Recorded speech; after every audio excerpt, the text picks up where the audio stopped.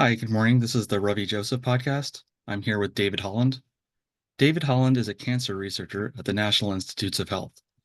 In addition to medical science, he is interested in human happiness, life philosophy, psychology, and spirituality, drawing his ideas from various traditions and sources. He plans on making videos or a podcast exploring these subjects at a future time, and I'll have a link to his YouTube channel in the notes below. Welcome, David. Thanks for coming on the podcast. Glad to be here. Cool. So one of the things we see just in your bio, the juxtaposition is that you've done high level scientific work, but also have this interest in spirituality. So I was wondering how you see science and spirituality kind of fitting together, or sometimes not fitting together, in your own life and in the culture more broadly. Yeah, this might seem like an unusual answer, but being in the medical science, people in medical science are usually more spiritual than people in other scientific fields. Like there was a statistic kind of debated that doctors are more religious than the general population. And if you look at the people at the NIH, like the current director of the NIH is a self-identified Catholic. The previous director, Francis Collins, was an evangelical Christian.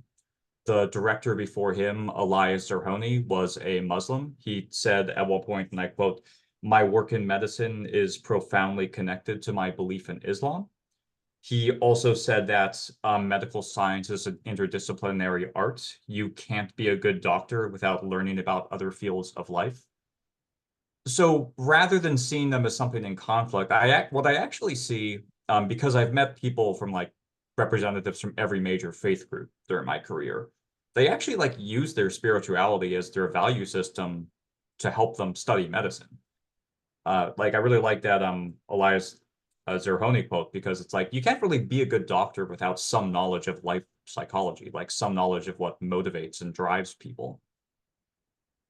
So Hmm. when people like talk about like science and religion or science and spirituality being in conflict, they're usually talking about like fundamentalist beliefs, like people who believe the world is only 6,000 years old or something ridiculous like that.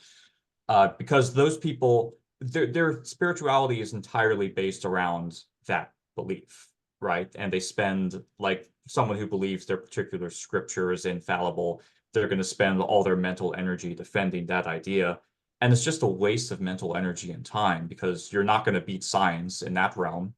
But you're also ignoring what's actually valuable about the spiritual tradition, which is sort of that value system and that deep psychology and sort of the insights about the nature of humanity and connection and meaning. One analogy I like to say is that like exploring spirituality in different traditions, it's kind of like you're wading through a very deep ocean and you're constantly encountering like new species of life you didn't know can exist in, and coral reefs and landmarks that are really cool to see. Whereas if you look at some groups, I would say that are kind of dominant in the United States right now, like evangelical Christians or prosperity theology people, not to paint everyone with like the same brush, but sometimes it feels like these are people walking around a shallow pond and they can't even find the pond. They're they're like so obsessed with what I would actually consider to be non-spiritual values. They just like have no depth to their faith. And so it's a bit unusual, like, but when I tell people like that medical scientists and doctors are often spiritual, it might be a different kind of spirituality than what they think when they think of like religion. So what is involved in that spirituality then, that you think might be different than how people are usually thinking of the conflict between spirituality, religion, and science? So I again, I've met plenty of like religious medical researchers. I don't think I would describe any of them as like fundamentalist Hmm. or, believing in things that are contrary to science. Again, the current NIH director once said in a Twitter post, like she considers them like complementary things. Like she considers like her scientific values and her spiritual values to just be like complements. Because there's this idea through Western like philosophy is that you can't get an ought from an is, right? You can't get a value from what is. So it ultimately depends on like what we value going forward, what we should research. Obviously, we have this generic interest in like human health and trying to make people live longer and also increasing their health span. And for many people, they do draw on their religious spiritual tradition to do that. But you can also think about other things, like what actually makes life meaningful? Do we really just want more life? Do we want people to live longer and longer under a system where we're getting increasingly unhappy and like having financial pressure and wrecking our environment? No, we want to also explore the fullness of life. And we can ask questions like what really is health? Like what is positive health? Like we usually frame health in terms of like absence of negative things, like absence of a disease. But what's positive health? Like what makes people actually flourish and be happier? And that's a conversation a lot of people are interested in having. And it's very different than sort of this humdrum of like, oh, we're researching this new cancer drug and we have to make chemical modifications to try to make the drug work a little better. So to answer, I think they're kind of complementary things. Mm. Yeah, it's a good point you raised about the kind of human flourishing versus this narrowly targeted kind of incrementalist approach to just solving the right um, piece of knowledge that kind of uh, puts one more paper or one more citation in the system or one more best-selling drug. So at that point, so I'm still wondering, so in some sense there doesn't necessarily have to be this tension between um science and spirituality, and that we can see them as complementary, one being something that is kind of knowledge and technology that is used to improve our human experience, and on the other hand, seeing spirituality as the kind of human domain or superhuman domain of where we derive meaning and purpose and fulfillment from. But I just want to press on this point because it seems like there are some conflicts that I see, like the idea of evolution being um, um, so that was a big conflict in the 19th century, continuing to today. First of all, evolution kind of unseating this vision of the divine creator God, and then people invoking the idea that, well, maybe there's still some sort of idea of design behind evolution, and scientists tending to even push back on that. Um, and um, Yeah, so the idea that there can be any sort of spiritual force behind evolution is kind of, in my understanding, kind of pushed back on by scientists, whereas spiritual people might be more open to that interpretation, that there's kind of a spiritual force or divine force driving evolution at some level, even if there are certain scientific mechanisms that underlie it. So I think those are the sorts of tensions that I see behind this um, possible lack of harmony or conflict between spirituality and science. So I'm wondering if even things like that, in your view, don't really matter all that much, or if there are other ways of understanding them, or if the circles that you run in don't really tend to stress those kinds of differences, or yeah, if there are any kind of conflicts at all that you see. Well, clearly it matters to some people, right? Because there Mm, are people who still fight over those things. I would mm, say in the circles I go in, they don't really matter. mm, But even if you look into back at the development of the modern scientific worldview from people like Francis Bacon and Isaac Newton and those people, like they actually approach something closer to what we would today call deism, right? They think that like like yes, we have the natural laws which kind of lead to like evolution and the process of the formation of planets and stars and all that stuff. But then you get into the question like where did the laws come from? Did they come from a set of like meta laws existing between universes, or were they intentionally set up in some way? Like are we living in a simulation? And a lot of this, I think it was Isaac Newton, I could be wrong, that had this idea of like the great clockmaker, right? Right. Like yes, the world is ruled by natural laws to make everything consistent. But that possibly implies the existence of a clockmaker. Like I think Voltaire used the same analogy. And even the idea of like natural laws originally came from theistic assumptions, like from Islamic philosophers in the 13th century who later like brought to Christian philosophers during the Renaissance. It's really I really don't think when you look at different theories of God, it's kind of a conflict. Like yes, if you believe in like a creator God up there in the sky who's like separate from other beings in the universe, it can create a conflict.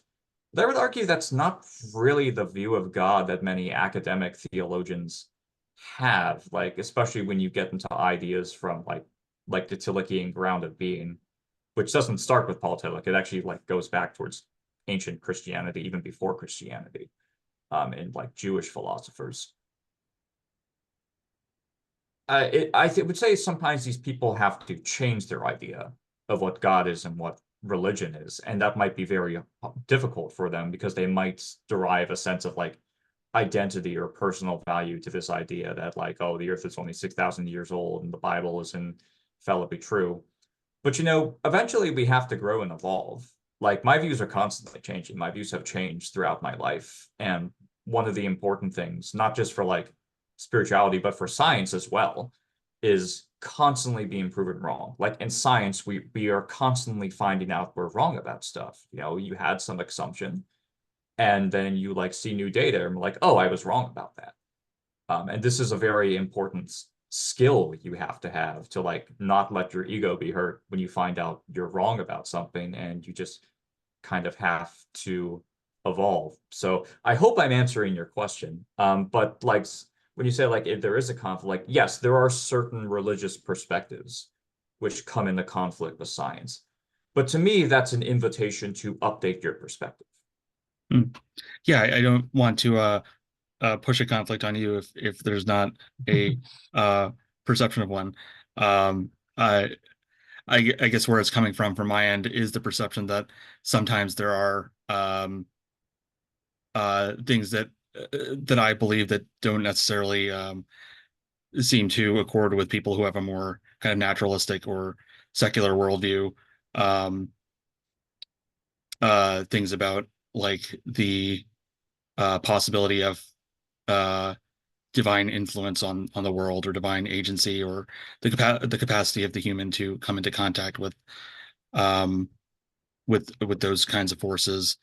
Um, and so one thing I'm still trying to work out in my own life is how we kind of bridge those at first of all at the level of individual belief and then at the level of social discourse, which is why I'm interested in having people like you with views from the scientific world come on and talk about these kinds of issues. But like I said, I could definitely see your perspective that, there doesn't necessarily have to be this conflict and there isn't kind of this experience of that conflict and from where you're standing. So I wanted to touch on something you brought up in your last answer about human flourishing. This idea that um, what does it mean to have a full, a healthy, a happy life? So how can a scientific understanding, and you've mentioned the idea of wellness science, how can a scientific understanding of human life um, kind of inform and support our idea of human flourishing? And does it always need to be can you get there just from a scientific perspective, or does there always need to be some sort of philosophy outside of science that informs that wellness objective? Well, I think the philosophy part is based on what we put our value system on, right? Because if we look at society as a whole and what like a lot of people, particularly in the field of economics, value, it doesn't match up with what we know makes people happy. Like when I tell people about wellness science, we actually know quite a lot about what makes people happy. Intimate relationships is a big one. Good physical health, obviously. Flow, that is like being able to practice something you're good at. It could also be just experiencing art and nature.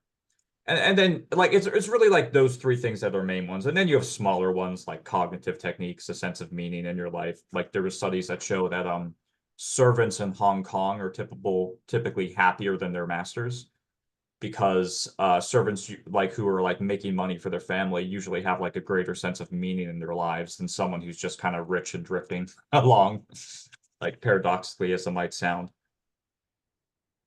So we know these things, and so you would think we would try to organize society to be a bit around them, right? Like, because right now people are getting increasingly isolated.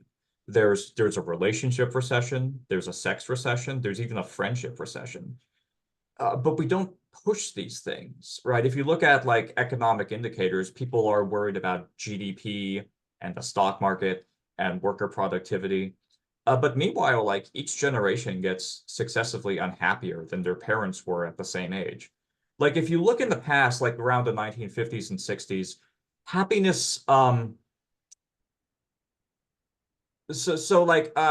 happiness actually tended to get worse as you got older.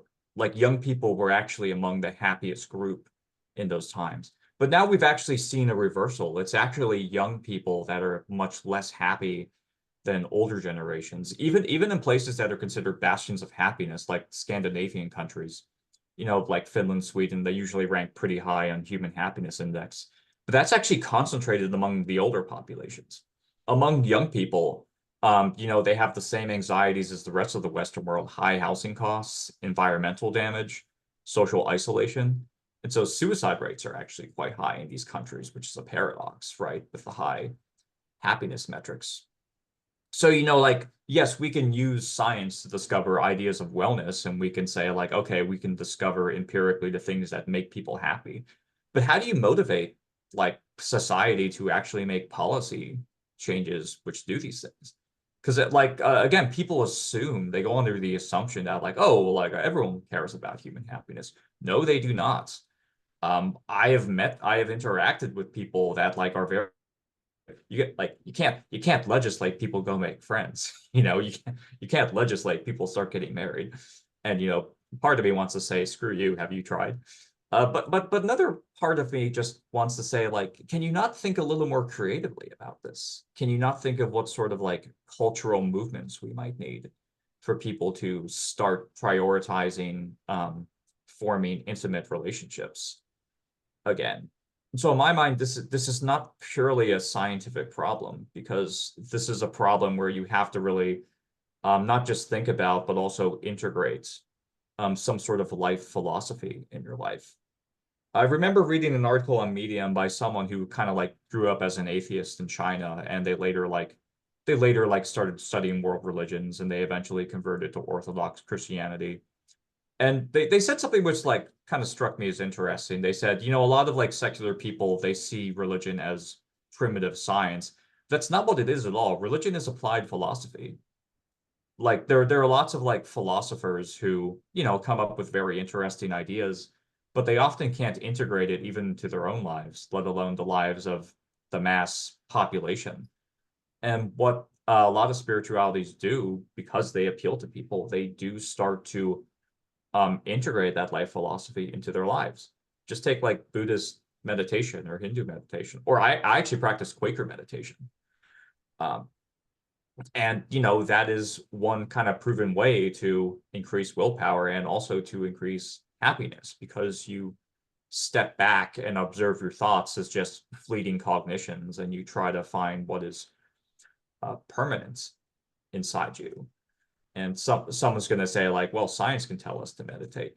But the problem is meditation in the Western world is so divorced from its ethical and spiritual context and other traditions. There's this guy on YouTube, Elliot Sang, he's like a practicing Buddhist, and he has a whole like video on this. Like, it's weird how meditation in the United States became yet another tool for people to increase productivity.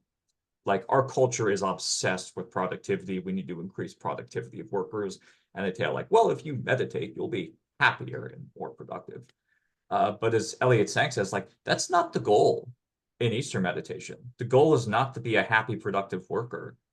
The goal is actually to kind of integrate ethics into your life. Like, there's an idea in Buddhism that if you achieve if you achieve a sense that the world is impermanence, and I'm sorry, I don't remember the exact Buddhist term for it, but it roughly translates to impermanence, that naturally leads to compassion for other people. So like, you don't it again, I kind of do have a pessimistic view with some people, because like I've met people who are super compassionate. I've met people who have like very little compassion at all, who are not kind. And you have to remember is that a lot of spiritual traditions made the observation, which I think is correct, that people don't automatically become compassionate. we'd like to think that, but even people who outwardly appear to be sort of concerned about social issues have an issue developing basic empathy and compassion. Uh, Again, I hope I'm not running around your question too much, but my own personal observation is it's one thing to like have science that tells you this makes you happier. It's another thing to have people actually practice it. And I'll give you another example. We know that volunteering and giving people money makes you happy. Like the people who donate money and who volunteer their time typically have a deeper sense of meaning in their lives. And someone's going to say like, well, that's not causation. Like, yeah, there is some evidence it's causative. That volunteering, like it's not just like happy people are more likely to volunteer, although you could argue that volunteering also makes happy people happier. But again, there's a cognitive struggle. Most people don't want to give up their money or their time to these things, even though we know, even Sam Harris said this. He says, like, even though we know that donating our money makes us happier, most people aren't going to do it. Hmm. Yeah, a lot of good points there from the kind of scientific to the cultural issues to this issue of virtue and spirituality. So what I'm wondering is, so science may have identified 4 or 5 points that tend to make people happier, from relationships to meaning to physical health. Um, and we were discussing um, whether anything can be done at a societal level to kind of improve and increase. I think from my perspective, it's to me it's unclear what the next forms of kind of societal organization or community life will be able to fit our modern context, because I think in the past we had certain structures that allowed those things to come out about, maybe not organically, but they were kind of a fit for the society. So organized religion provided people a natural way for communities to form, for relationships to form, for a sense of a narrative meaning in people's lives. Um, but it seems like without that, and we wouldn't want to go back to the days where we all had to follow the same book and be subject to that authority. So it seems like that is no longer a viable solution. Um, so, in your view, is it that we know the ways to organize life in the new way and we just need people to do them, or is it that we still actually don't know, or are there any promising ways to organize life that seem on the horizon? Because to me, it seems like there are all these experiments, people trying different ways of doing things, people forming communes with people they meet online, and people joining online communities and different sorts of cults. And there's all sorts of these weird experiments that are happening on the fringes of society, but there's no kind of broad scale solution to these problems. So I'm wondering, yeah, how you see the possible remedies for these sorts of solutions. Is it something that we know what to do and we're just not doing it, or is it that we need to discover something? And if we need to discover something, where might those ideas come from? So I have mixed feelings about this. On the one hand, I think you're right. It's very difficult to envision what the new world will be like. Like, because like once you're like really, we can only really envision two things. We can visit the present world, and we can envision like history, what the world used to be like. And like you said, we can't retreat. Like we're never going to retreat back into fundamentalism as a society, and nor should we, because it's inherently kind of a dead end. But that does beg the question, like, what should we do exactly? Where should we go? And on the other hand, I don't think there's a shortage of good ideas. This happens in any field, like climate change, for example. Like we don't have a shortage of good ideas for how to solve climate change. What we lack is the political will. And I kind of feel like it's the same way for building communities or even building spiritual communities. It's not that lack good ideas on how to do it. It's just how do you mobilize people to do it? And there's a lot of pessimism on this front I encounter. There's a lot of people that say, well, the world is going to be the way it is because of human nature, and you can't really do anything about it. And I'm not sure I agree with that determinist perspective because it kind of assumes there's never going to be any sort of like social movement that can sort of upend the status quo. But like we do see social movements that upend the status quo.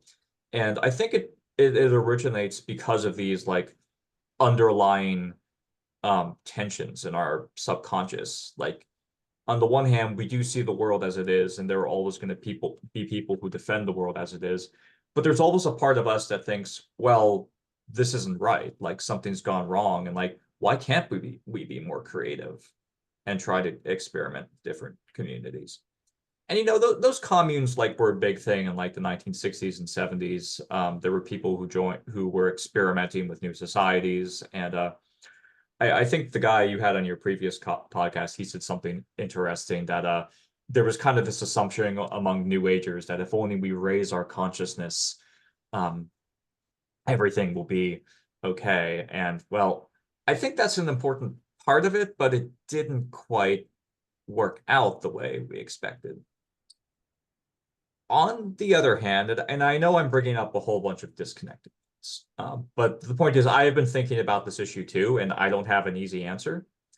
But something that kind of struck me as interesting, I was reading the Analects by Confucius, which you know about. And it's interesting that he doesn't have any kind of what we would call rugged individualism view in his writings. Like in modern American society, we have this idea of rugged individualism, right? And like even in our media, like in our movies and books, we have a common theme of like someone rebelling against the pressures of society and like striking out on their own. We see like tech bros and tech businesses, like there's this idea like in order to get rich, you have to outcompete other people.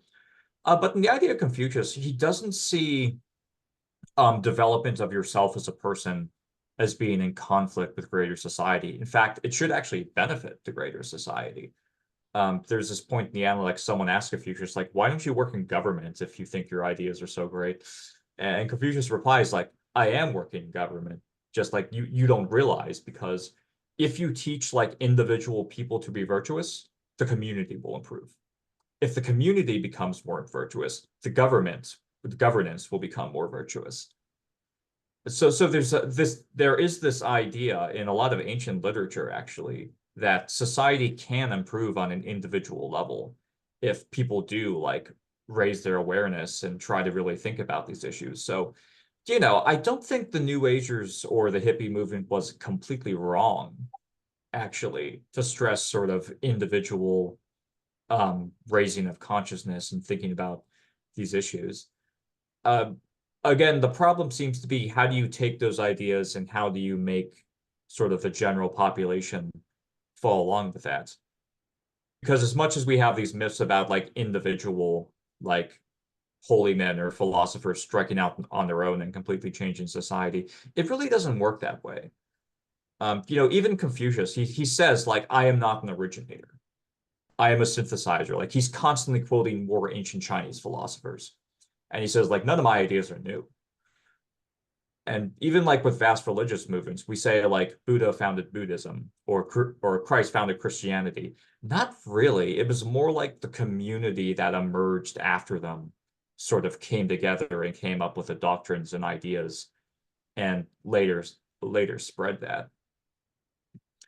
So it really has to be something it's a paradox. It has to emerge organically, I think. There has to be like a group of people because again, we can't envision it individually. There has to be a group of people sort of envisioning a future together.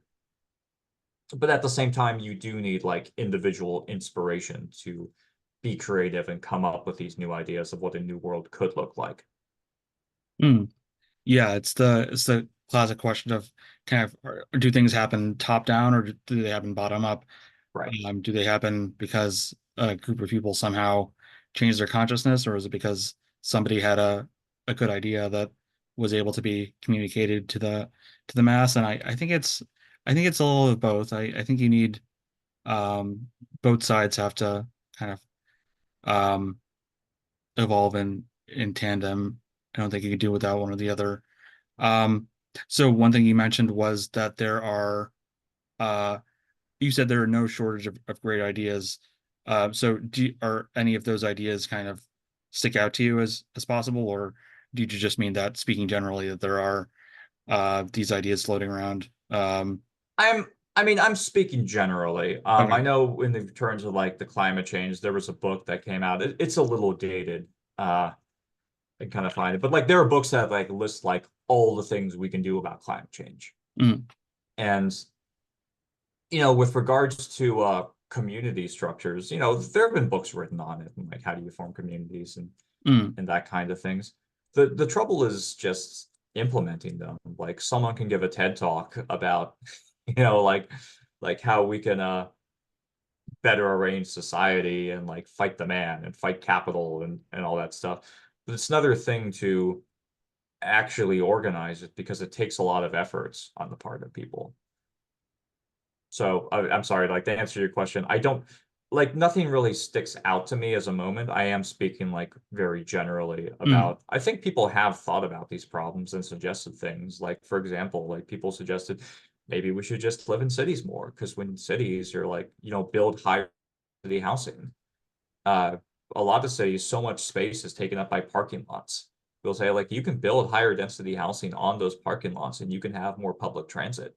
Because people are living closer to each other, they could have more communities. It's actually better for the environment for people to live in densely populated cities, as strange as it might sound, because there's more green space around the cities. But how do you organically like set this up is a problem. mm. Yeah. Um, I'm curious about how this problem of community kind of presented itself to you.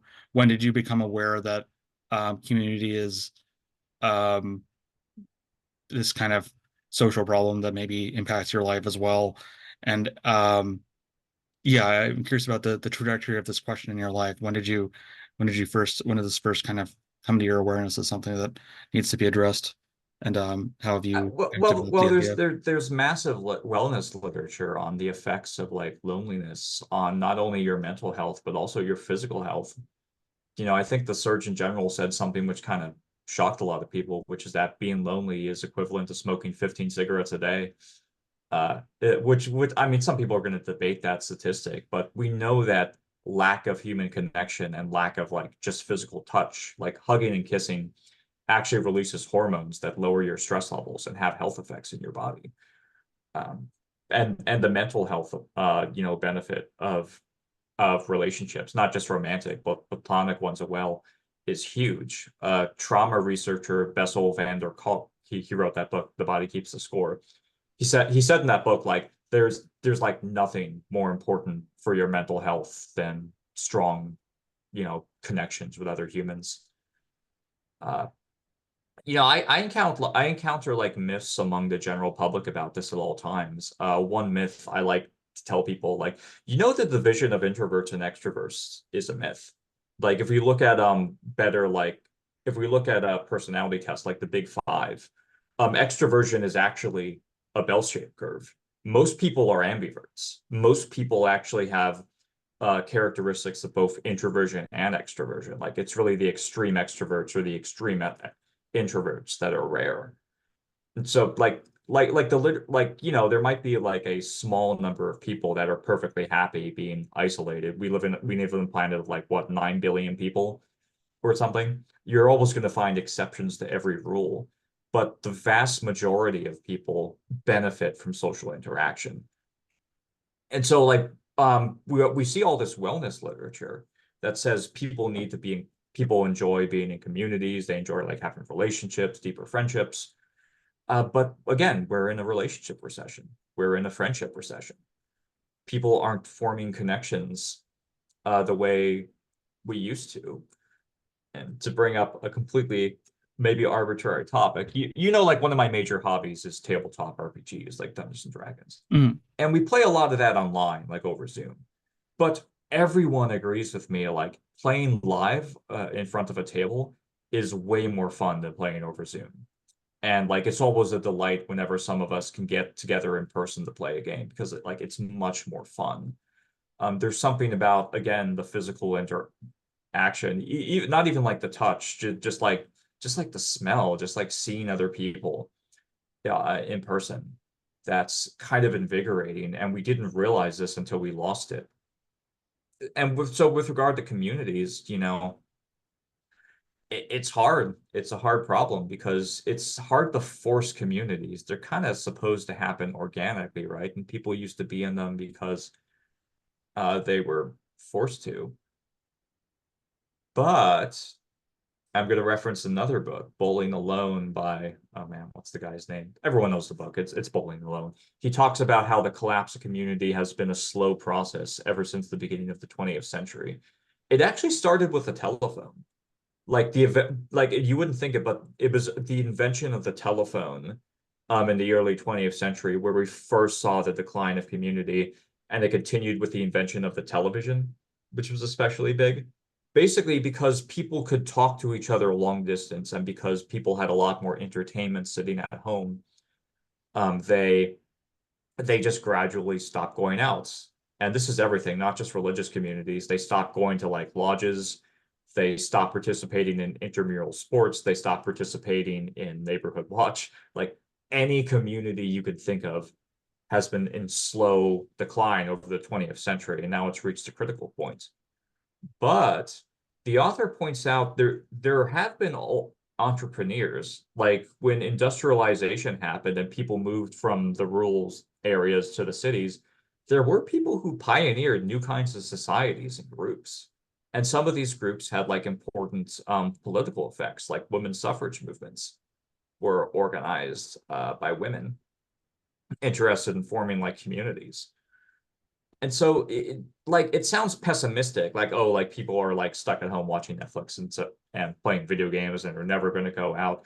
But no, there have been social entrepreneurs who have like been trying to do these things and trying to get people out more.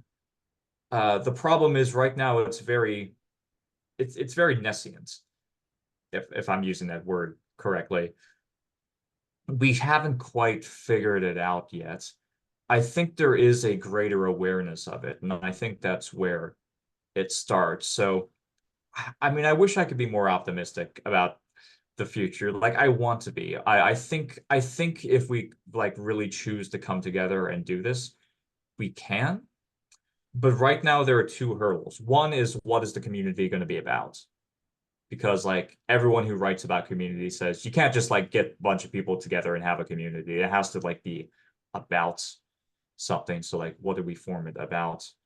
And two, it's just, how do we get people to go out there and try things? Hmm. Yeah, and that's my sense as well, that there has to be something that it's about. And um I guess when I've thought about it,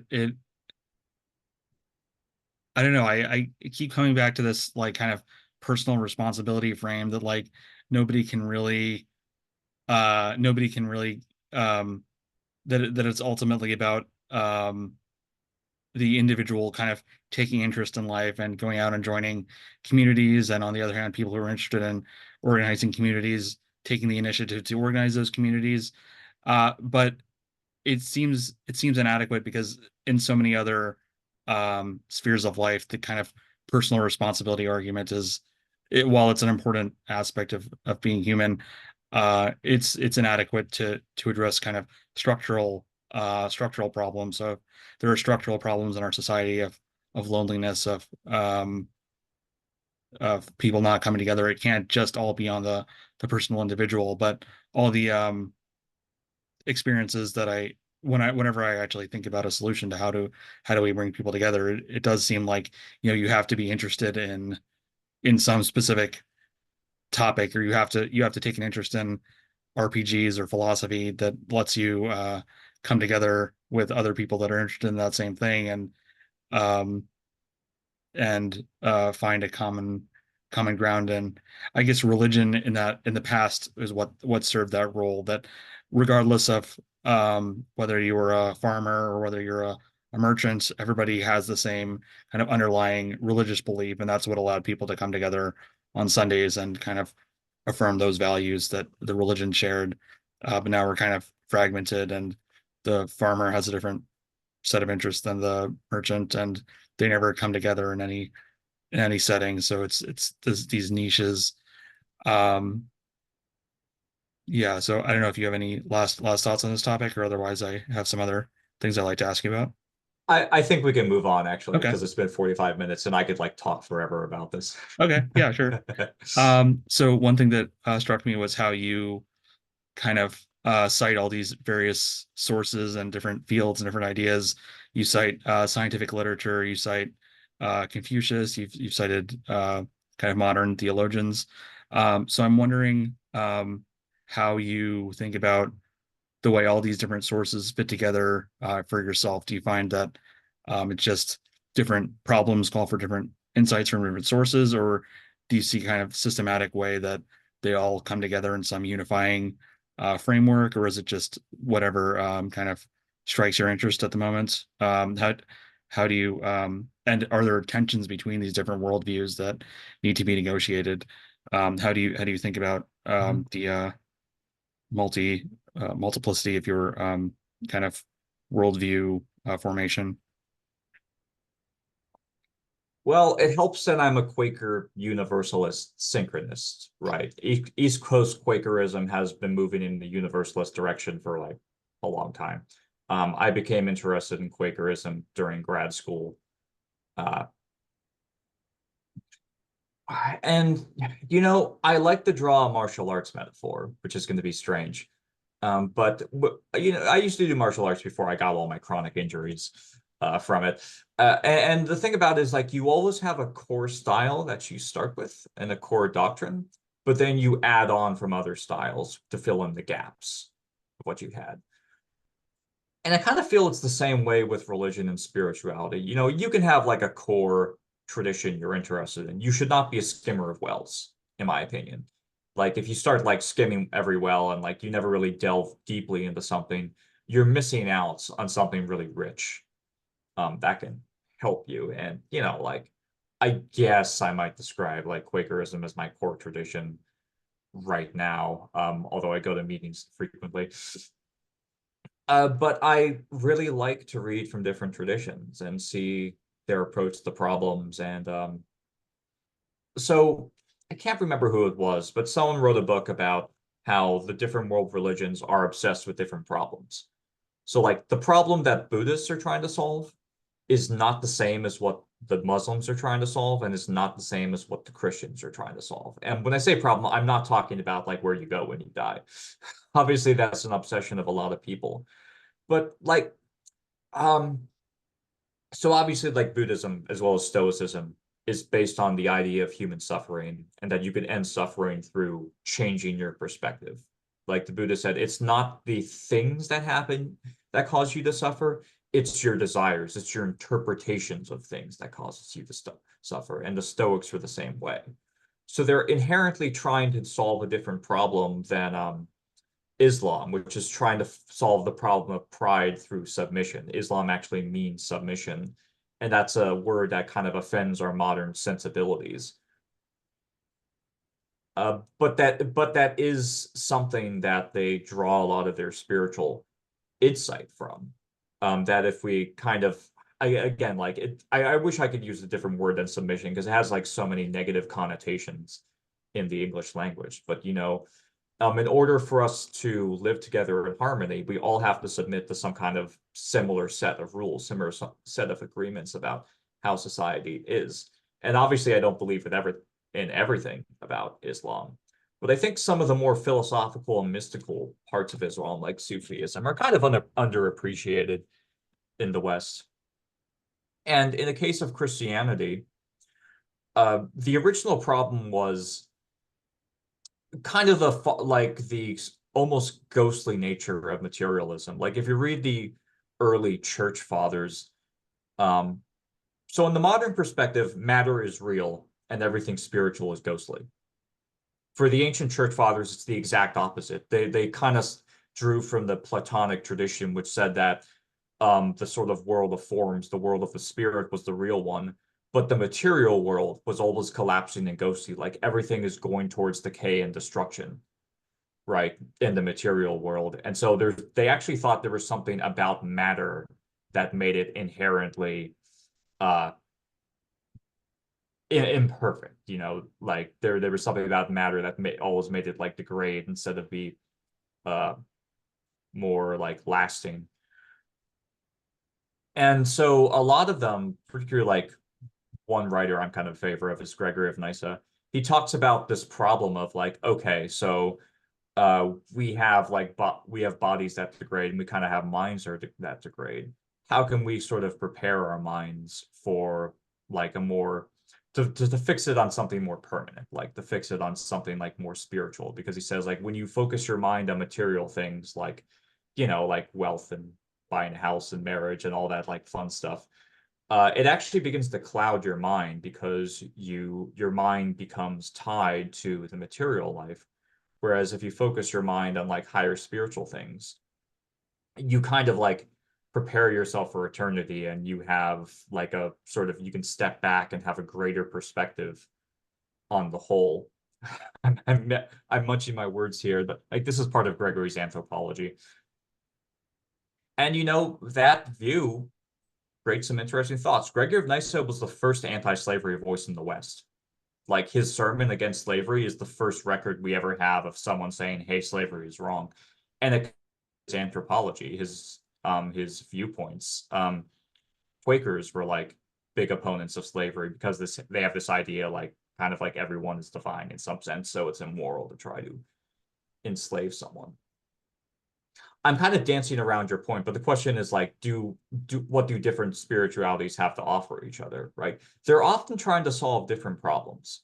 And because they're trying to solve different problems, they come up with different ideas and solutions. And there is a lot that contradicts between religions. I'm not saying that like the dogma is secretly down below all the same. It's not. Like even different sects of religions, right? Like different sects of Christianity have completely opposing views of what God is, and you just can't reconcile that. But I think if you sort of like avoid that and try to get at the heart of like what are the problems about the human condition they're trying to solve, you can in fact kind of synchronize them. Hmm. Yeah, that's really interesting. It's a different a common way of thinking about religion is it's kind of this one size like fits all answer to all of the human tradition. But when we come at it from a kind of postmodern perspective where we're not bound to any one of them, and then there's a question of how do we interact with each of these different religions. And I think that that frame of each one of them is trying to solve a different problem that you might be presented with in your life, that that provides a fruitful way of engaging with these traditions, because otherwise there might not really be any reason to dig into um, to dig into any of these traditions if they don't really offer anything to our lives, if they've been invalidated by scientific or moral insights that have come after their time. So that's a really interesting frame. And yeah, it makes me wonder about my own spiritual tradition and what how I can articulate that, which is the tradition of Sri Aurobindo. But like yourself, I'm open to different insights from other places, and makes me wonder what how I would succinctly describe the solution that spiritual tradition is trying to solve. Um, yeah, so you mentioned that Quakerism is kind of your home spiritual tradition. What appeals to you about Quakerism, and what does it kind of mean for you, and why does it seem like the place you want to kind of ground yourself in? Well, Quakerism is classically says there's three different kinds of religions, and this is partly Quaker propaganda, right? They're pumping themselves up, but there are religions that are institutional, like the Catholic Church and the Mormon Church would be another one. There are religions that are based on scripture, like most Protestant sects, and there are religions which they call inspirational, which are based more on like personal experience. This is the kind of the thing that was a bit unique about Quakerism. I mean, they did value scripture, but they sort of saw personal inspiration as almost trumping scripture, or they were skeptical of basing your faith entirely on scripture, because scripture is something like fixed and dead.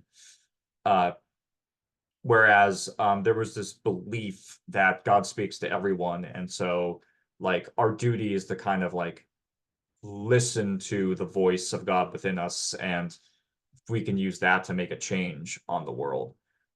There's a quote from George Fox, who's kind of considered the founder of Quakerism. That's a little disputed, but he said, like, you've heard that Jesus says this, and you've heard that the apostles say this, but what do you say? Uh, because this idea that someone who goes through this process of like Quaker meditation and waiting in silence can actually have the same inspiration that Jesus and the apostles did. And so Quakerism, and maybe I'm generalizing because again, there are different people that identify as Quaker and different views. Quakerism has always built itself as a more empirical faith, which obviously, as someone interested in science, kind of appealed to me. And I don't like to say any faith is perfect. Like I'm not going to argue Quakerism is perfect or it doesn't have its own issues.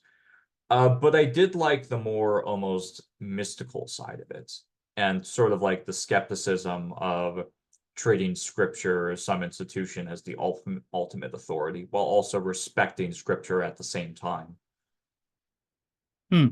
That's interesting. Kind of justifications. I'm curious because um, since the like maybe the 1960s or maybe even earlier, um, those two sides of not wanting to be bound by any authorities and being interested in personal experience, those have led a lot of Americans in the counterculture time to kind of Eastern religions, and there might have been resources in the West that allowed for that same experience as well, but how it played out is that there's been a lot of interest in Buddhism for that reason. For example, the idea that there aren't any authorities, but you can have this kind of mystical experience. So I'm curious if you have any insight into why those same drivers, those same concerns and considerations led you to Quakerism. Is it just how um, it was just something intangible that appealed to you about it, or do you think there were any I don't know, other ideological factors that made you interested in one and not the other? Or yeah, just curious about that. I mean, I guess it helps that Quakerism is seen as typically a more, especially on the East Coast, as more of a liberal faith and typically more liberal in terms of social issues, right? Hmm. Because, like a lot of Christian sects, especially evangelical ones, are known for their kind of right-wing politics. Hmm. As opposed to over Eastern religions, it's not really for any particular reason other than, you know, there was a Quaker meeting next to my grad school, and I could still appreciate insights from like Buddhism and Taoism and um, Hinduism. But Quakerism just happened to speak to me more. And there are relationships. I'm reading a book on Quaker meditation right now, and it has like a lot of quotes from sort of like founding Quakers. And it's remarkably similar to Buddhist meditation in that you're not supposed to be thinking. You're supposed to like not suppress thought, but like sit back and observe thoughts from a distance, neither suppressing them nor clinging to them. It's Hmm. funny, the book even like quotes some Buddhist sources at sometimes because like they mesh well. Hmm. So I guess like a lot of people get interested in Eastern religions almost for the meditative aspects, and I feel like I was already getting that through Quakerism. Finally, I think a lot of people got interested in Eastern religions almost as a rejection of Western religion. They thought like, well, Western religion is dead for us. I'm going to explore something else. And I never like abandoned Christianity in entirely. I mean, I would identify more as Quaker than Christian nowadays. But, like I've been like a Christian universalist since college. I don't think like, my particular version of Christianity, we don't believe in an eternal hell. Uh, we're we're a little more focused on this life. So I've never seen like Christianity as something which has to be entirely discarded. So because of that, like I just felt generally a bit more at home in Quakerism than I would have in an Eastern religion. Hmm.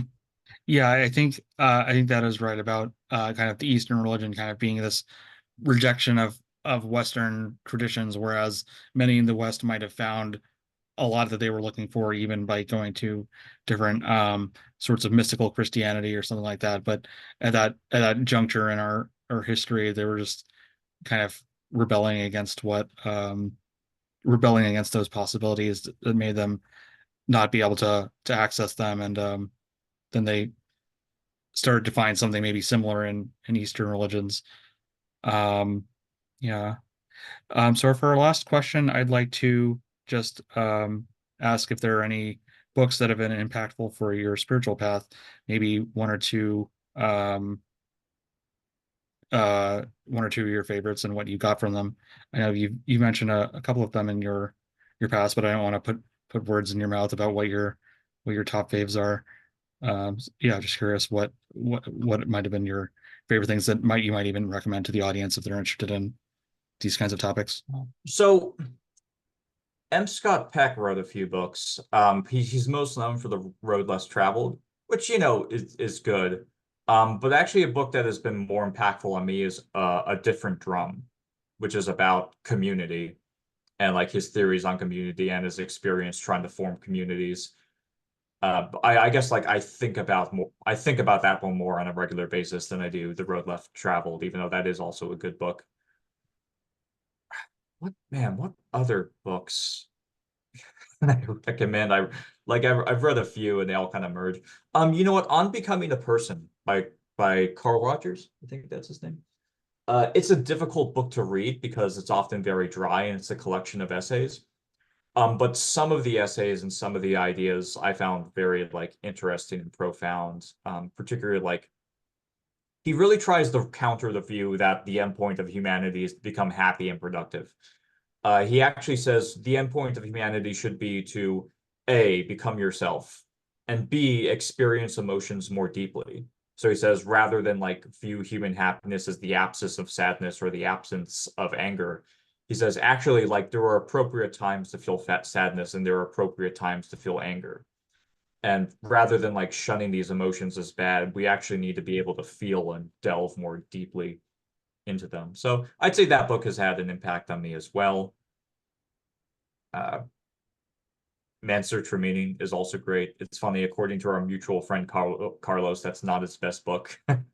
I still need to like find out what his best book is exactly. So yeah, I think that's like three good sort of suggestions to Hmm. start with. So the M. Scott Peck was to a different drum. What was it called? I think it's either A Different Drum or The Different Drum. Okay. Can't remember. It's just search Different Drum M. Scott Peck.